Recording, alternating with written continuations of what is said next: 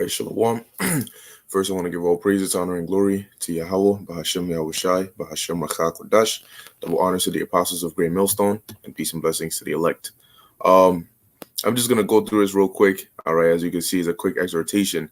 Okay, meditating on these different scenarios, okay, of deliverance, okay, that the Lord, the different ways the Lord delivered, okay, certain individuals, okay, which the Lord deemed worthy in his eyes. Okay. Now, the reason I said to meditate upon these things is because these are scenarios that will grow your faith. Okay. These scenarios are also a part of the wisdom and knowledge being the stability in thy times.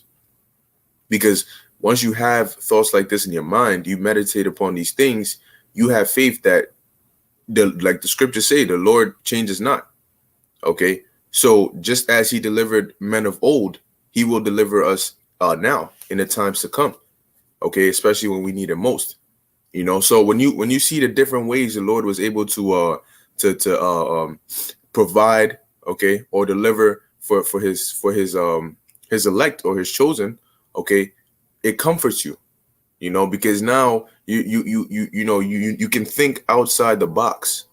All right, you're not limited and trapped and by temptation, because you understand that there are many other ways, whether it comes to eating or being delivered from death.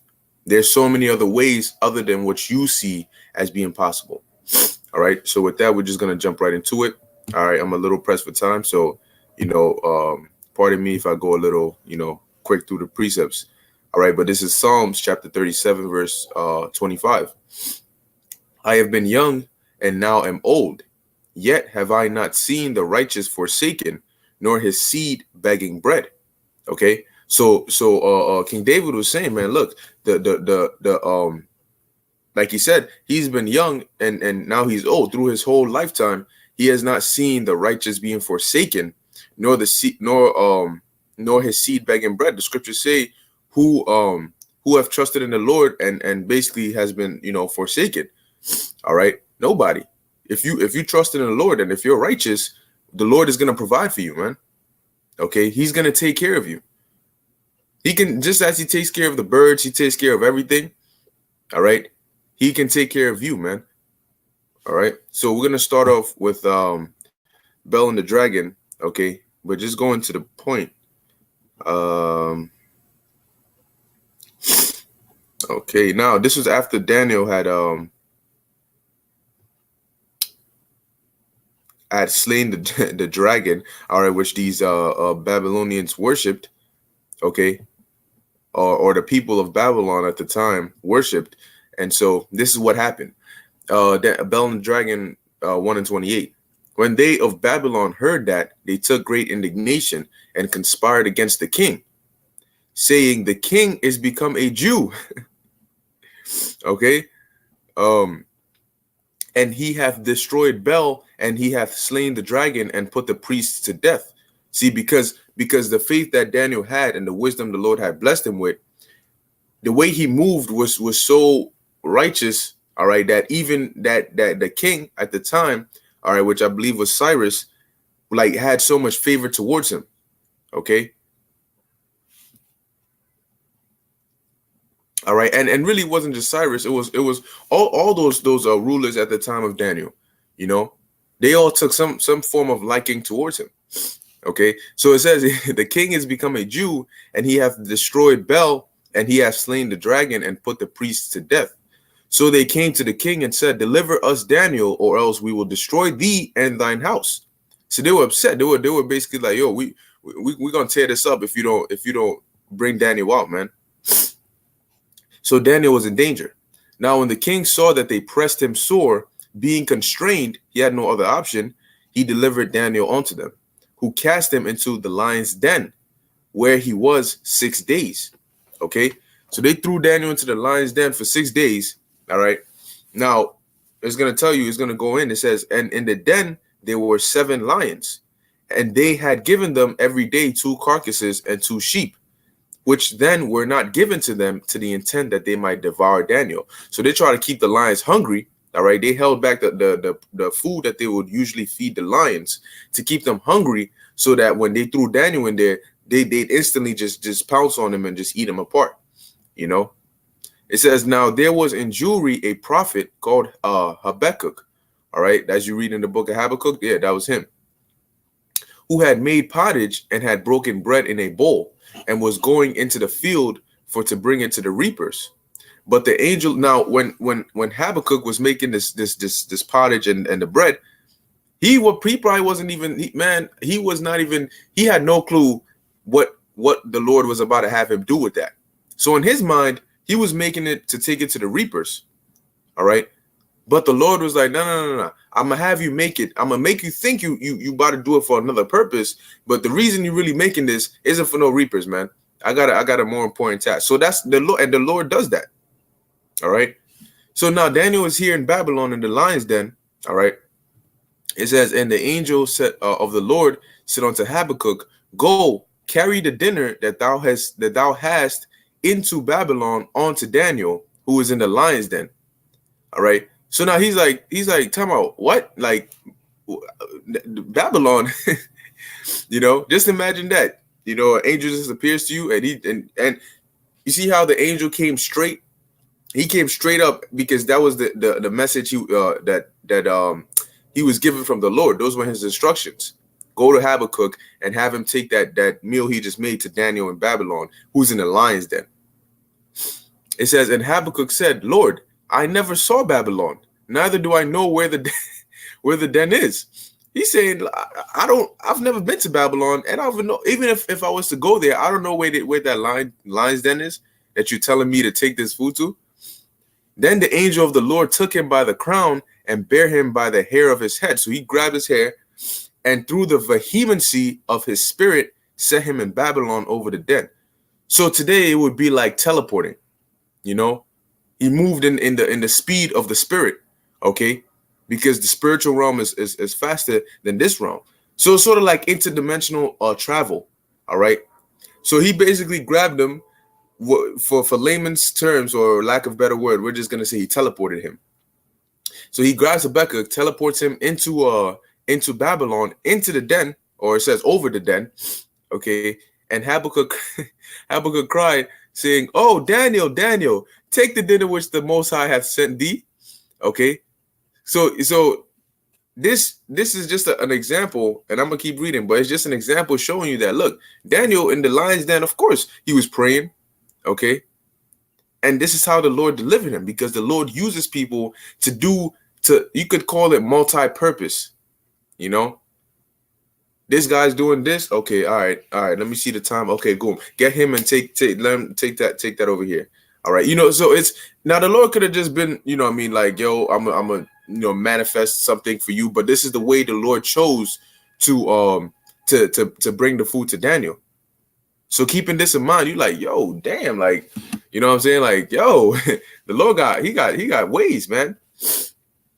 And Daniel said, thou hast remembered me, O Most High, neither hast thou forsaken them that seek thee and love thee.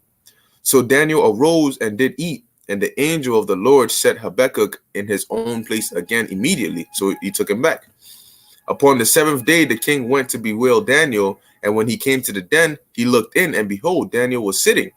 Then cried the king with a loud voice, saying, Great art our Lord, God of Daniel, and there is none other beside thee. And he drew him out and cast those that were the cause of the destruction, or of his destruction, into the den, and they were devoured in a moment before his face. So not only did the Lord stop the lions, all right, shut their mouths from eating Daniel, he also provided food for Daniel. Okay, so that's one way you can one scenario you can meditate on. All right, Daniel wasn't scared because he had faith in the Lord. No, just because you might not see a way, because let's say you were thrown in the lion's den, you might not be expecting the Lord to have an angel teleport a brother to bring you food over there. But once you have the thought in your mind that if the Lord could do that, the Lord, he got so many other ways, man. It's not impossible. So really, it's just a matter of faith. What am I scared of? Just because I don't see it doesn't mean it doesn't exist. All right, moving on. 1 Kings chapter 19, verse 8. Actually, First Kings 19:5. So this was Elijah.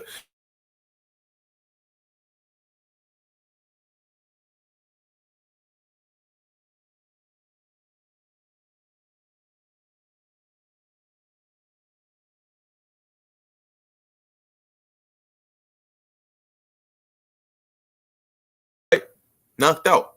And the angel just taps his shoulder. He's like, yo, rise and eat. Eat what? Well, we're going to find out. And he looked, and behold, there was a cake baking on the coals, and a cruse of water at his head. And he did eat and drink, and laid him down again. And the angel of the Lord came again the second time, and touched him, and said, arise and eat, because the journey is too great for thee. And he rose and did eat and drink, and went in the strength of that meat 40 days and 40 nights unto Horeb, the mount of God. You know, so where he basically the angel just brought him food, you know, from out of nowhere. So that's like, you don't have to stress, man. You don't have to worry. These are things that the Lord has done before, and he's gonna do that and much greater. Okay, now this wasn't the only way. There's another scenario concerning Elijah. First Kings chapter 17.